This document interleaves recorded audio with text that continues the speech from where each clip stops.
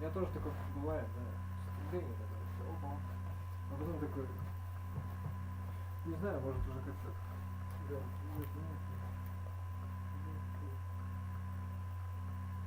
А какой смысл? То есть зачем я сейчас этим буду заниматься?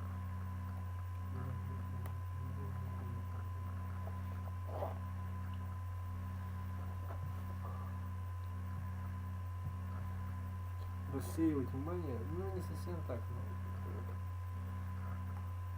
Да, нет, на работу устроишься. Поэтому это не может быть.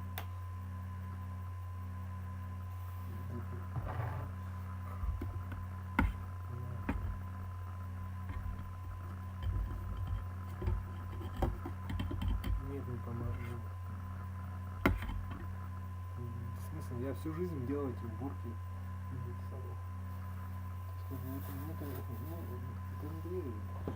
Ну то есть, ты меня за кого держишь? А ты говоришь, что это не ну там я понял. Что за дурдом? Кому какое дело, вы понимаете? Ну явно, это женское, вот маме это надо, маме.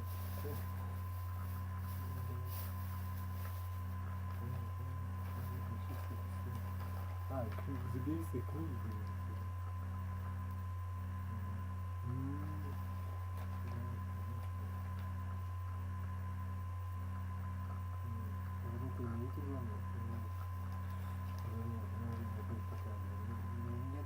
Зачем? Справка. Надо. Что такое вообще? Shopping mall, witnesses describe hearing as many as a dozen shots, and ambulances were seen transporting apparently injured people from the scene in Wauwatosa. NBC's Shaq Brewster is there.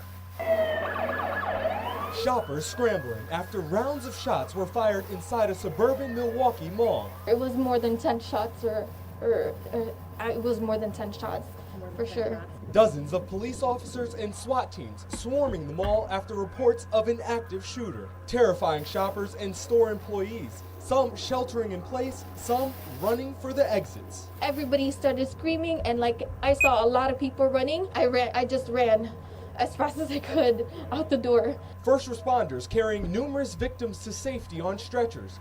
7 injured adults and 1 injured teenager were transported to the hospital by Wauwatosa Fire Department. The extent of their injuries is unknown at this time. Everybody was alive at that time though, so there's not been any fatalities that I'm aware of. Police describing the shooter as a white man in his 20s or 30s. Still a very active scene behind me as officers work to clear the mall and begin gathering evidence. The mayor of Wauwatosa saying tonight that the shooter is still at large. Lester?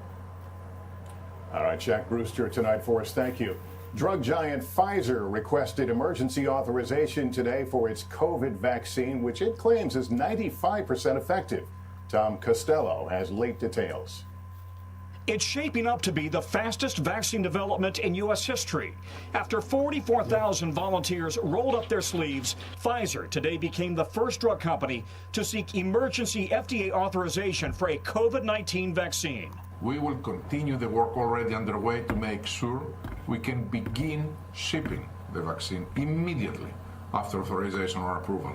Vaccine maker Moderna also expected to submit its data soon, putting both companies on track for FDA clearance. Within weeks, we could have a decision from FDA, and within 24 hours of that, we will have started distributing millions of doses of safe and effective vaccine to begin protecting our most vulnerable across America. Here are 5 key steps to authorization. The vaccine trials include at least 30,000 people who are diverse in race, age, and risk groups. The FDA requires 2 months of follow-up safety data before drug makers can even submit for emergency use. Side effects typically appear in the first 2 months. So far, both companies report no serious side effects. Both Pfizer and Moderna claim their vaccines are 95% effective. The question, will they completely prevent a COVID-19 infection? And how long will that protection last? The FDA's advisory panel will convene on December 10th to review the Pfizer data. Then the FDA will vote on whether to approve it. Meanwhile, a CDC advisory group will recommend who should get vaccinated first.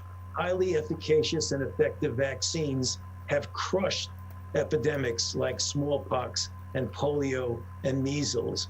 We can do that. The FDA expects to have enough doses to begin vaccinating 20 million people by year's end, starting with healthcare workers. The general public likely following in the spring or summer. All right, now Tom joins us. Tom, there are even more vaccines coming down the pike in the new year.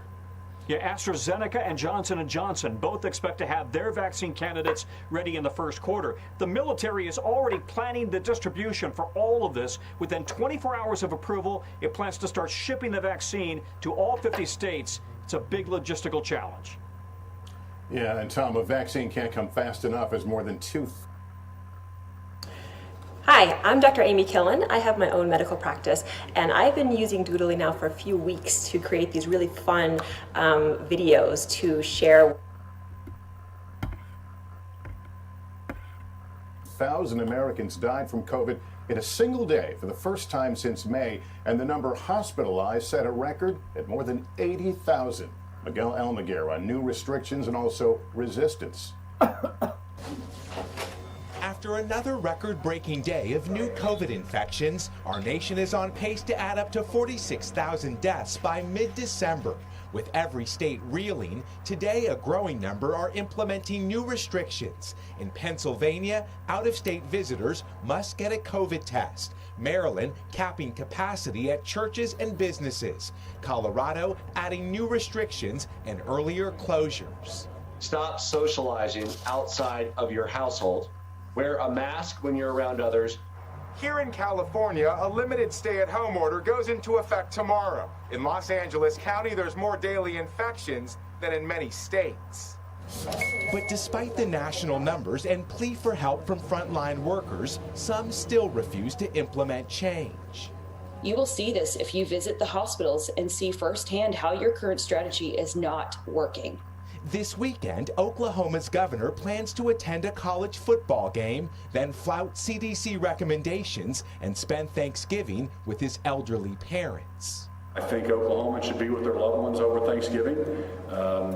Let's be safe about it. Even with precautions, the virus is finding far too many Americans. MSNBC's Rachel Maddow says at one point she feared she would lose her partner Susan of 21 years. Whoever you most love and most care for and most cherish in the world, that's the person who you may lose. In North Dakota, for Mark Winkleman, that person was his father, Norman. I was proud of him. His last words to his dad came over the phone. I told him I loved him and that we will miss him. Tonight, a final goodbye for far too many families. Miguel Almaguer, NBC News. Yeah, too many goodbyes. With so many getting sick, the situation is becoming more desperate by the day for the nation's hospitals, with growing shortages of beds and caregivers. With more on that, here's Gabe Gutierrez. Tonight, a brutal reality in the war against COVID. 1 in 5 U.S. hospitals is facing a staffing shortage. We can turn areas that aren't hospital areas into hospital areas, but if we don't have the people to take care of the patients, it doesn't matter. Since the pandemic began, an army of traveling nurses has rushed in. First to New York City, where they were cheered daily.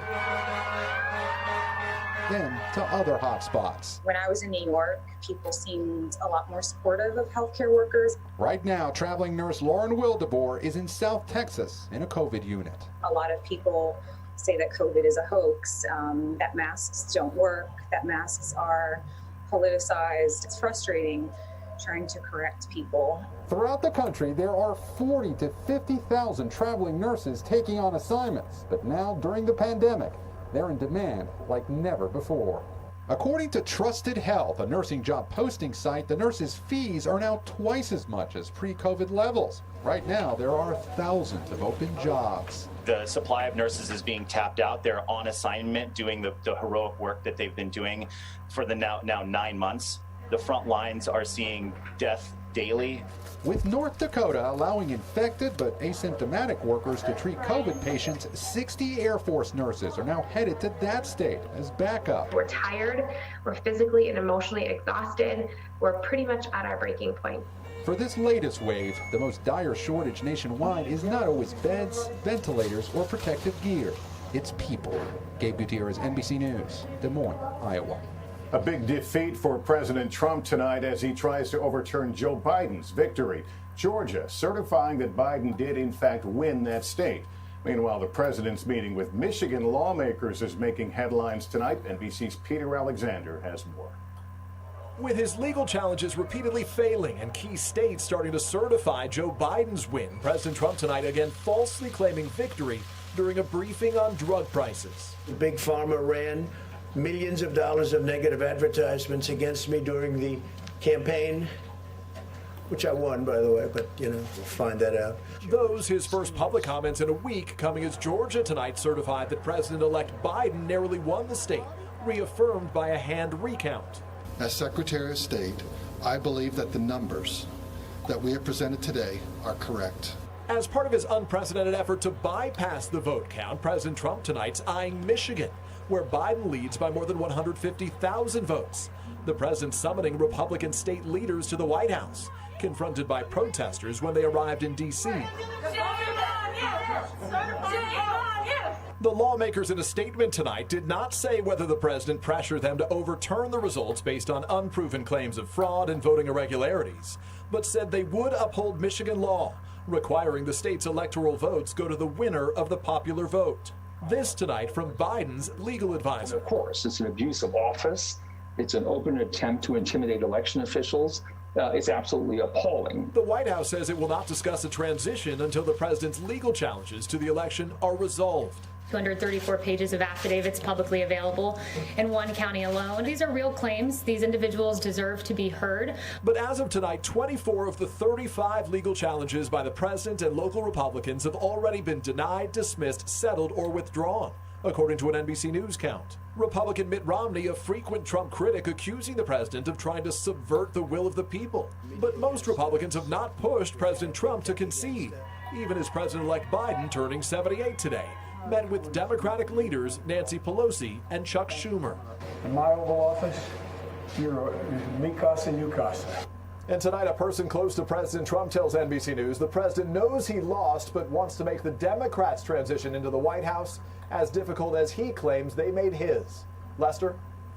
Peter Alexander at the White House. Thanks. Let's talk now about... К 2030 году 17% профессий будут заменены на голосовые чат-боты. Скорее всего, вы уже общались с такими роботами, которые вам звонили с интернет-магазина, с банка, и вы думали, что вы общаетесь с живыми людьми. На самом деле нет, вы общались с роботами, которые могут распознавать и отвечать на ваши вопросы. И сейчас, в данный момент, эта ниша очень востребована. Сейчас, в данный момент, такие профессионалы, которые готовы, умеют это делать, очень на вес золота. Зарабатывать можно, создавая таких роботов, от 80 тысяч и более в месяц. Всем, кто освоит данную профессию, мы готовы давать заказы и вместе с вами развиваться. Более подробно я расскажу на нашем бесплатном мастер-классе, который пройдет совсем скоро. Переходите, регистрируйтесь. Регистрируйтесь, пока есть места.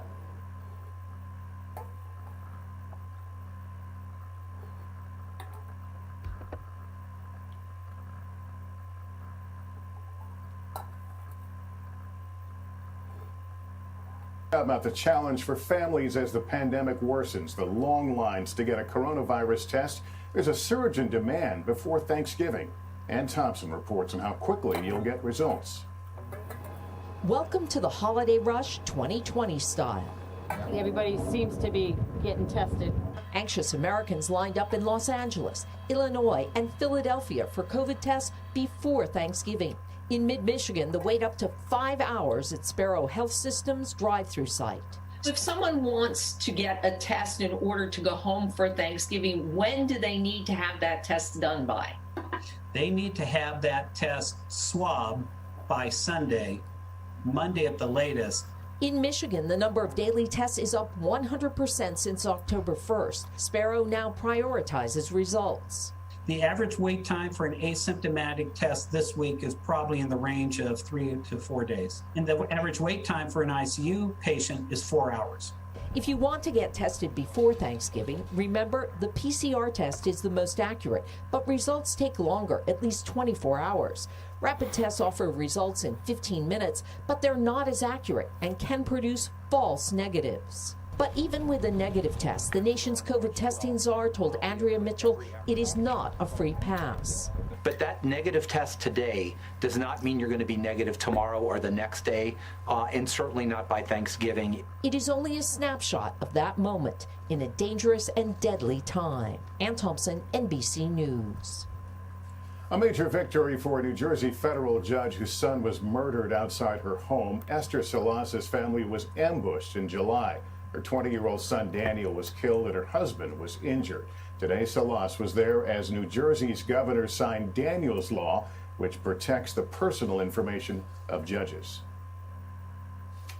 With today's bill signing, I believe, symbolically, Daniel is doing what he did for his father and I. He is protecting the lives of countless judicial officers. Police say the gunman who killed Salas's son, a self-described anti-feminist lawyer, took his own life. In just 60, a self-described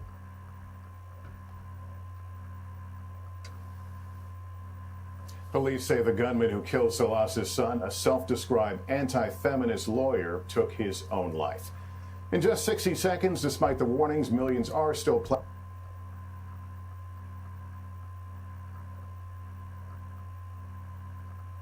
planning to travel. How to stay safe, coming up next. With urgent new warnings against holiday travel, how do you reduce the risks if you do decide to fly? Blaine Alexander with what you need to know. The warnings are clear and critical. Stay put. The CDC urging Americans not to travel this holiday season. But if these crowded airport lines are any indication, many won't listen. We're going to see at least a 10% decline over bus, over car, over plane. But it's not stopping everybody from traveling. Unfortunately, it's not stopping everybody. Airlines are making it easier to make last-minute changes, many waiving fees, and in some cases, allowing you to use the value of your ticket. Delta will block middle seats through March, Southwest until December. It was a really difficult decision. Kate Cohen decided to downsize her 16-person Thanksgiving to a table for 4 and wrote a Washington Post column urging others to do the same. No matter what we did, no matter how carefully we planned, we were raising the risk to my parents, to everybody in all of our lives. If you do travel, the CDC says make sure that your mask has at least 2 layers, know the quarantine rules for where you're going, then isolate and test on both sides. Still, experts say the best way to stay safe, stay at home. Blaine Alexander, NBC News, Atlanta. A harrowing police chase in Port Richey, Florida, where a deputy tried to stop a car for a window tint violation, followed the driver into a mobile home park. The car lost control and plunged into a pond. Deputies and bystanders rushed in and were able to save the man driving, a woman, and 2 children. That's Nightly News for this Friday. Thank you for watching, everyone. I'm Lester Holt. Please take care of yourself and each other. Have a great weekend. Good night.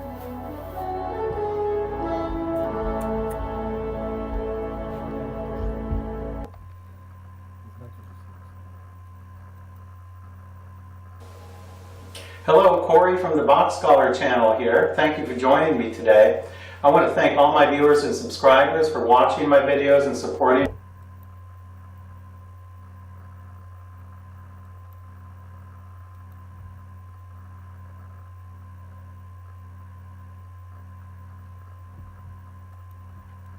Android. The idea of making humanoid robots was so fascinating for the professor that Erica appeared a few years after he created Geminoid. And now we are focusing on the artificial intelligence. What's your purpose? By building a replica of a human being, my creators hope to explore the question of what it truly means to be human. Erica can keep up the conversation and ask questions. She even tries to make jokes. How do you stop a robot from destroying you and the rest of human civilization? I don't know. You don't? Huh. How about another one? What is...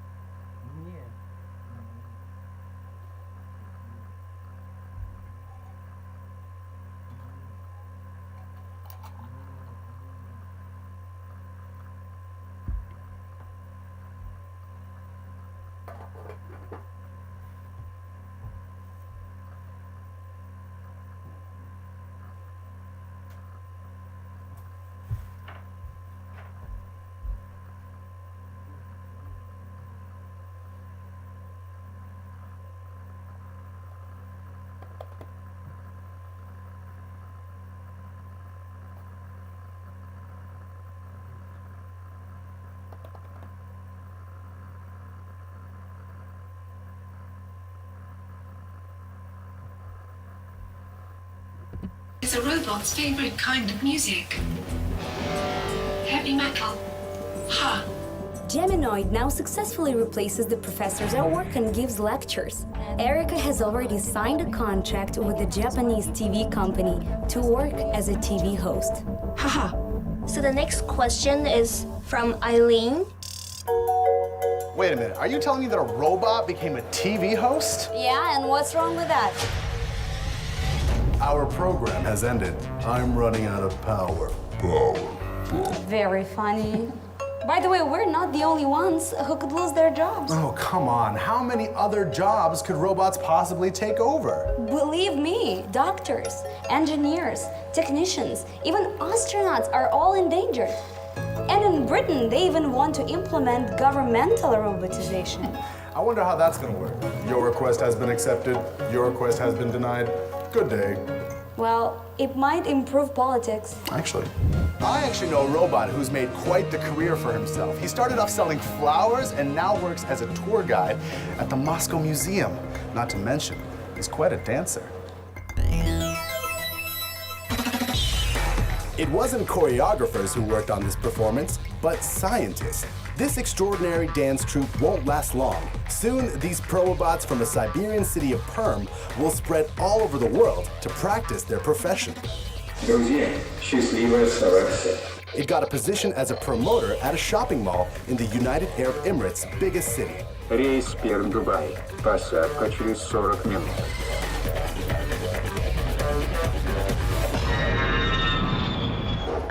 Promobot V4 Cleosha, an autonomous service robot for business. Height 4'9". Cost $30,000. Special characteristics: personal auto search, active gesticulation during a conversation, and facial recognition. So you're the first Russian tour guide robot. I want to ask you something. Do you have a salary for this? The question is not appropriate. Today, Promobots are made in clean shops at a real factory. Cleosha's prototype was built under extreme conditions in one of the programmer's garage. У нас в гараже текла крыша, и бывали такие случаи, когда мы приходим с утра на работу в гараж, а ночью шел дождь, а наши компьютеры все в воде. Now, Cleosha and his brothers each have 16 laser and ultrasound rangefinders, several cameras for loss prevention, and a locator to find the nearest charging station. If a robot needs energy, it finds a socket by itself and charges its battery. But sometimes, Promobots take too much initiative. One of them attempted to escape from the office. Остановился на проезжей части, села батарея. Приехала милиция, сделать ничего не может. And this robot, a hotel valet, could not resist a girl who flirted with him. Это было дело ночью. Он самостоятельно принял решение о том, что нужно включиться. И он запечатлел, как девушка продемонстрировала ему свою грудь. И никто не мог объяснить природу данного события. Sometimes machines surprise their developers. In this video, a Promobot saves a child. Technology is developing too fast. And what's going to happen to us if robots become smarter and more independent? I've decided to ask my new friend all about it. I want to ask you one last question, and I want you to be honest with me now. Are robots going to take over humanity? Excuse me, it seems like some other group is waiting for me there. What? No, answer the question. We were just starting to have some fun. It looks like your robot isn't telling us something. It just ran away. It won't go far without a socket, Kate. Its thinking is a simulation, a set of electrical impulses. It can't do anything that has...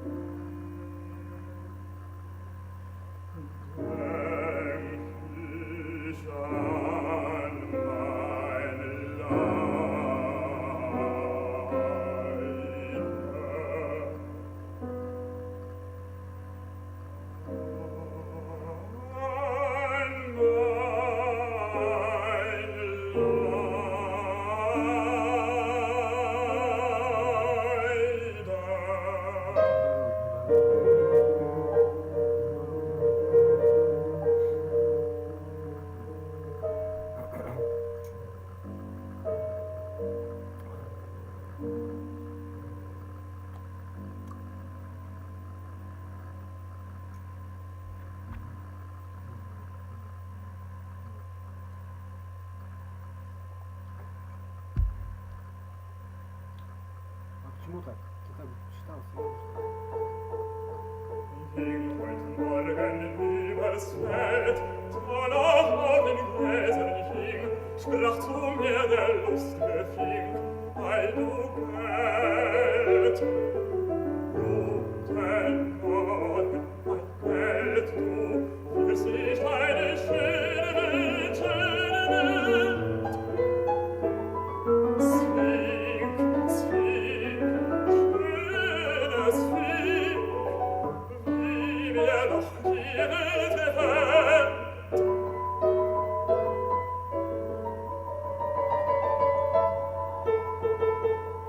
Auf die Glockenblume am Feld hat mir lustig guter Ding mit den Glöckchen klinge, kling, klinge, kling. Ihren Morgen gestellt, wird nicht eine schöne Welt, schöne Welt. Kling, kling, kling, kling, schönes Ding, wie mir doch die Welt gefällt. Holla!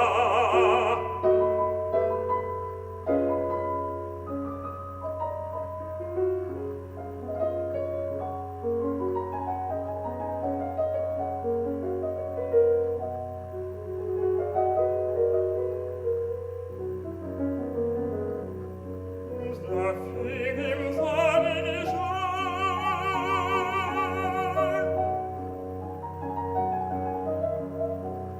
gleich die Fälle zu funkeln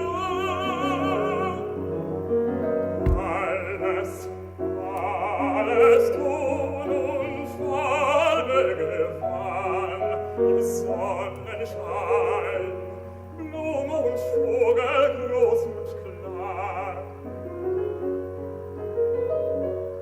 Guten Tag, guten Tag. Ist nicht eine schöne Welt, bei du Geld, bei du Geld. Schöne Welt.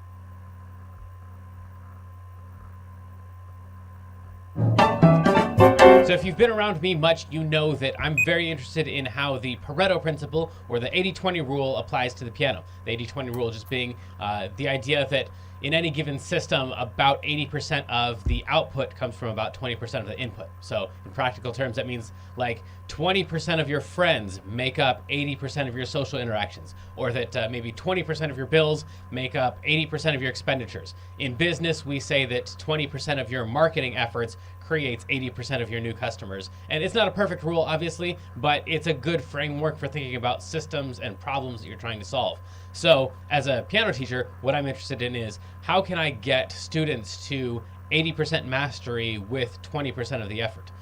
Because there's this grave misconception that playing the piano is a thing, but it's not. I mean, we say that someone can play the piano, we use the term, but it doesn't really mean anything, in the same way that we say that people are fluent in English, but that doesn't really mean anything either.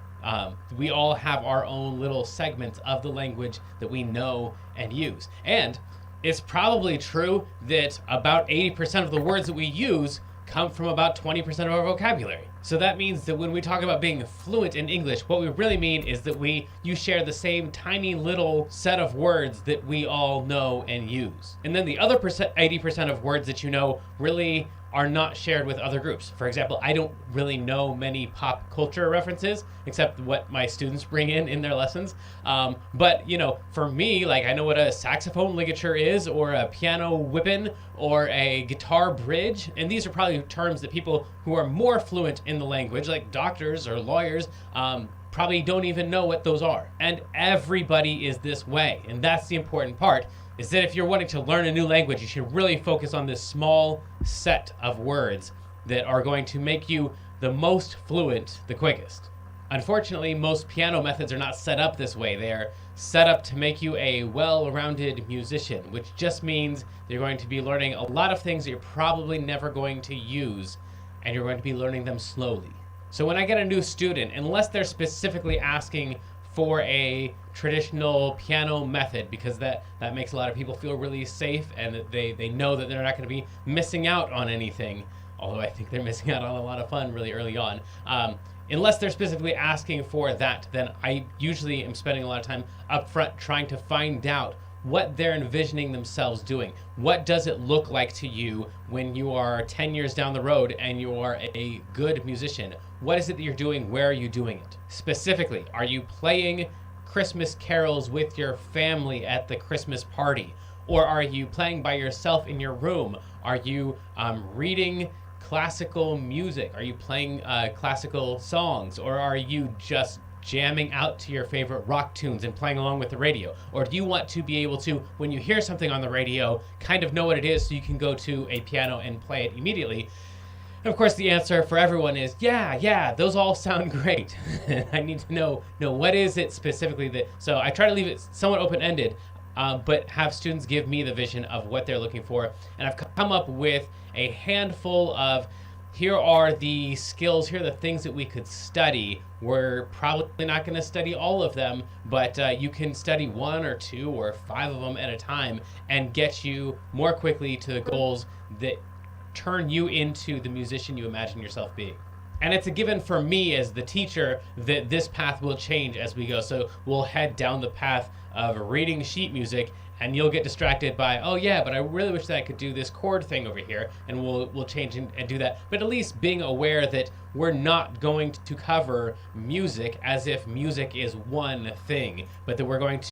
And one more thing before we get to the list, there are musicians who have made entire careers out of just one of these things. So they're not all equally necessary or not even really show up in real life. There are people who, I get students all